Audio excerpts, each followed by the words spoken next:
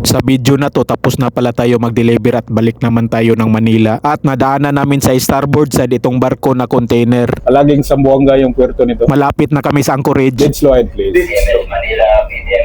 Apro, standby nyo na ang clap, bro. Stop engine.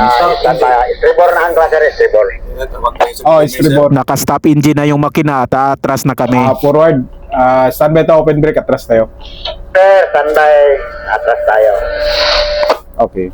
Meet your brother, please. Dead slow astern.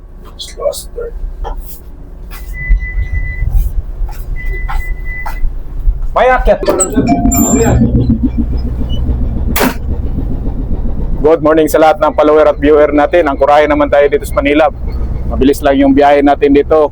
Share ko lang sa amin dito sa maliliit na barko dito sa domestic katulad namin na cute na barko, purya-buyag lang. Ang barko, ano to, yung at nakatras kami ngayon, mag-swing yan sa starboard side yung proa mo dahil sa willy pick niya ba yung sa transverse thrust, kaya maghulog tayo ng angkla. Sinishare lang natin to sa mga first timer kung paano tayo mag-maneuvering, dandahan lang tayo. Ito pwede na to, nasa gitna na yung quick water. Mabilis kasi itong umano yung barko, mabilis umatras. Forward, let go, starboard anchor.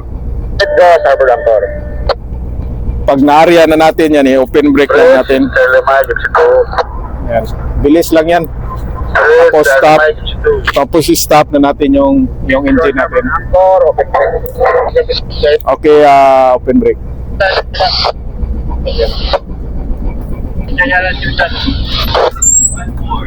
Stop engine.